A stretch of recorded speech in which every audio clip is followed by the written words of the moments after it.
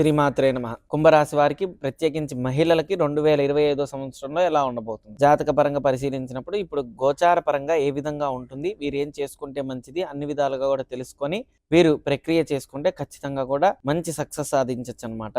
అయితే ఇప్పుడు గ్రహస్థితులు, వీరి గ్రహ ప్రభావం వీరి మీద ఎలా ఉండబోతుంది? వీరి యొక్క తత్వము, వీరి గుణము, వీరి స్వభావం చూసుకుంటే దైవతా వర్గానికి చెందిన వారు 10 మందికి సహాయం చేయాలి, అందరితో మంచిగా ప్రేమగా ఉండాలి, ప్రేమ ఆప్యాయత ఎక్కువగా ఉండటం, ఇలాంటివి ఎన్నో రకాలుగా ఉండి 5 సంవత్సరాల నుంచి మోసపోతూ ఉన్నారు. నమ్మిన వాళ్ళే మోసం చేయడం, నమ్మక ద్రోహం చేయడం, వీరు వీరిని చేసే వాళ్ళు చాలా మంది ఉన్నారు. దాని ద్వారా మోసపోవడం చాలా జరిగిందనమాట. ఈ 5 సంవత్సరాలుగా వీరికి రానున్న రోజులు మంచి యోగదాయకంగా ఉన్నాయి. అన్నిట్లో కూడా శుభం వింటారు, అన్నిట్లో కూడా మంచి జరుగుతుందన్నమాట.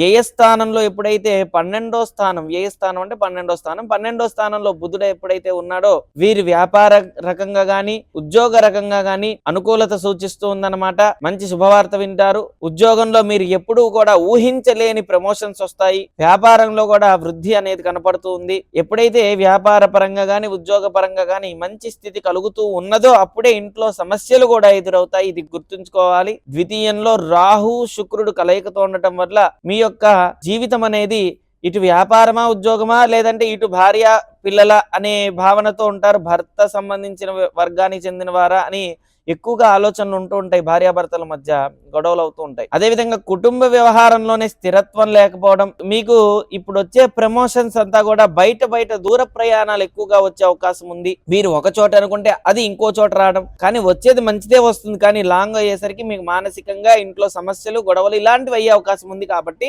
1-2 సార్లుగా ఆచితూచి అడుగు వేయండి. వచ్చే ప్రమోషన్స్ అంతా కూడా కలిసి వస్తాయి. అదేవిధంగా జన్మంలో శని ఉండటం వల్ల కొన్ని ఇబ్బందులు పడుతూ ఉన్నారు. దాని ద్వారా ఆరోగ్య సమస్యలు ఎదురయ్యాయి. మార్చి 29 తర్వాత మీ జీవితం మారనున్నది. ప్రభావాలు మారిపోతూ ఉన్నాయి. గ్రహస్థితులు మారుతూ ఉన్నాయి. గ్రహ ప్రభావాల వల్ల మంచి దృష్టి వల్ల అన్నిటి యోగదాయకంగా ఉంటుంది. ద్వితీయంలో శని రానున్నాడనమాట. మీ యొక్క జాతకానికి ద్వితీయంలో రానున్నప్పటికీ కూడా ఇప్పటి వరకు ఏలినాటి శని ప్రభావం చేత ఎన్నో సమస్యలు ఎదురయ్యాయి. కాబట్టి ద్వితీయంలో వెళ్ళడం వల్ల అర్థం అనేది తగ్గింది, కాబట్టి అర్ధ ప్రభావం తగ్గింది. కాబట్టి రానున్న రోజుల్లో శని ప్రభావం మీకు తగ్గి సుఖ సంతోషాలతో ఖచ్చితంగా ఉంటారనమాట. గ్రహస్థితులు చూసుకుంటే ద్వితీయంలో రాహు శుక్ర కలయికతో ఉన్నాడు. కాబట్టి భార్యాభర్తల మధ్య చాలా జాగ్రత్తగా ఆచితూచి అడుగు వేయండి. ఆచితూచి ప్రేమగా మాట్లాడండి. ప్రేమ వ్యవహారం ఎక్కువగా ఉండాలి. అప్పుడు చాలా తక్కువ పడతాయి అన్నమాట గొడవలు కానీ ఏదైనా సరే. అన్నిట్లో కూడా ఉక్రోషమైన స్వభావం, ఉక్రోషము, కోపము, క్రోధం చాలా కంట్రోల్ చేసుకొని మాట్లాడితే అన్నిట్లో కూడా సఖ్యత ఏర్పడుతుంది భార్యాభర్తల మధ్య. అదేవిధంగా మరి కుంభం, మీనం, మేషం, వృషభం చతుర్థంలో గురువు ఉండటం వల్ల మాతృవర్గం నుంచి మీకు కలిసి వస్తుంది. ఇప్పటి వరకు ఏదైతే మాతృ సంబంధించిన విషయాల్లో ప్రేమ, ధన అన్ని పరంగా కలిసి వస్తుంది అనమాట. ప్రేమ ఆప్యాయత బాగా పెరుగుతుంది. అదేవిధంగా సంతానం లేని వారికి, మహిళలకైతే ప్రత్యేకించి సంతాన యోగం సూచిస్తుంది. కుజదోషం ఉన్నా, సర్పదోషం ఉన్నా, సర్పశాపం ఉన్నా, కుజశాపం ఉన్నా, ఇలాంటివి ఎన్ని శాపాలున్నా ఇప్పుడు సుబ్రహ్మణ్య అపరాధ క్షమాపణ స్తోత్రం చదువుకోవడం వల్ల సంతానోత్పత్తి అయ్యి మంచి సంతానం కలుగుతుంది. దాంతో పాటు గర్భిణీ స్త్రీలైతే గర్భరక్ష స్తోత్రం అని ఉంటుంది, అది చదువుకుంటే మంచిది. అన్నిట్లో కూడా శుభవార్త వింటారనమాట. ఎక్కువ శాతం కోప సంబంధించిన చిత్రాలు గాని అలాంటివి చూడకుండా దైవ సంబంధించిన గర్భిణీ స్త్రీలైతే దైవ సంబంధించిన వ్యవహారంలోనే ఎక్కువగా ఉండి సుబ్రహ్మణ్య ఉత్పత్తి అని ఉంటుంది, యూట్యూబ్ లో కొట్టిన వస్తుంది. సుబ్రహ్మణ్య ఉత్పత్తి చూడడం మంచిది, చదవటం మంచిది, వినటం మంచిది. అన్నిట్లో కూడా శుభవార్త వింటారనమాట. అదేవిధంగా బుధుడు చూసుకుంటే వ్యయస్థానంలో ఉన్నాడు. కాబట్టి ఒక చోట ఉద్యోగం, వ్యాపారం ఇప్పిస్తానని చాలా మంది ధనపరంగా మోసం చేసే అవకాశం ఉంది. చాలా జాగ్రత్తగా ఆచితూచి అడుగు వేయడం మంచిది. ఆరోగ్య సంబంధించిన విషయంలో చూసుకుంటే ఉదర సంబంధమైన ఆరోగ్యం, అదేవిధంగా కుటుంబ సంబంధించిన ఆరోగ్యం సమస్యలు ఎదురవుతాయి. అంటే కుటుంబంతో గొడవలు అవ్వడం, మనస్పర్ధలు రావడం, మనోవేదనకు గురవడం, మానసిక ప్రశాంతత లేకపోవడం ఇలాంటివి ఉంటాయి. తిన్నదరక్కపోవడం ఇలాంటివి కూడా ఎక్కువగా ఉంటాయి. గ్యాస్ ప్రాబ్లం రావడం ఇలాంటివి కూడా గ్యాస్ కి సంబంధించింది రావచ్చు అనమాట. కాబట్టి చాలా జాగ్రత్తగా ఆచితూచి అడుగు వేస్తే మంచిది. అయితే జాతకాన్ని మనం పరిశీలించినప్పుడు వీరికి మాసపరంగా చూసుకుంటే జనవరి, ఫిబ్రవరి, మార్చ్ ఈ 3 మాసాలు అనేక సమస్యలు ఎదురయ్యాయి. కోప ఆందోళన ఎక్కువ అయింది, గొడవలు ఎక్కువ ఉన్నాయి. కానీ ఫిబ్రవరి, మార్చి నుంచి అనుకూలత సూచిస్తుందన్నమాట. మార్చి 29 తర్వాత నుంచి మీరు ఏదైతే అనుకున్నారో అన్ని రంగాల్లోకి రాణించగలుగుతారు. ఏప్రిల్, మే, జూన్, జూలై ఈ 4 మాసాలు మౌనంగా ఉంటే మంచిది.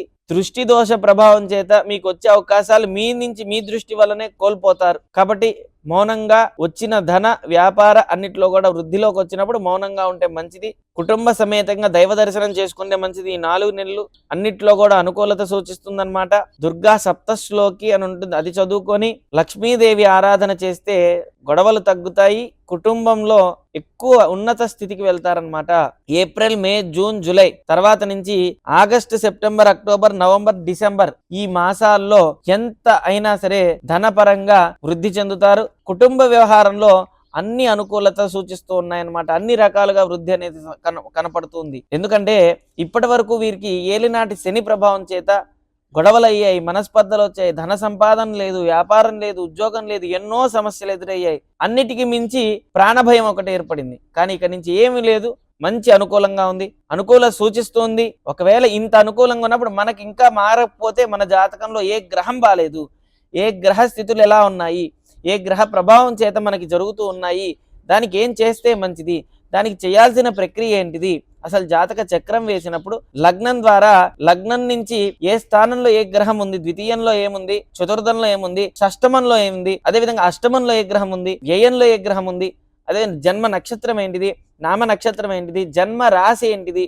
అన్ని విధాలుగా చూసి మహర్దశ, అంతర్దశ, సూక్ష్మదశ, ప్రాణదశ ఇలా అన్ని రకాలుగా చూసి జన్మలగ్నము, నవాంశ లగ్నము, కొంతమందికి జన్మలగ్నం చాలా బాగుందన్నప్పుడు అదేవిధంగా రెండోది మనకి చూసుకుంటే నవాంశ లగ్నం, నవాంశ లగ్నం బాగుండదు. కొంతమందికి చిన్నప్పటి నుంచి దరిద్రమే అనుభవిస్తుంటారు, అది జన్మ లగ్నంలో కనపడుతుంది. పెళ్ళైన తర్వాత కూడా గొడవలేనా అడుగుతారు, అవును అంటారు చాలా మంది. అయితే నవాంశ లగ్నంలో మంచి యోగదాయకంగా ఉంటే ఇంటికి వచ్చిన స్త్రీ వల్ల మంచి యోగదాయకంగా ఉంటుంది.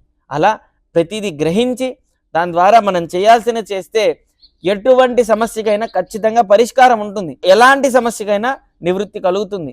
దోష ప్రభావానికి నివృత్తి కలగటానికే ఇన్ని జపాలు, తపాలు, యజ్ఞాలు, యాగాలు.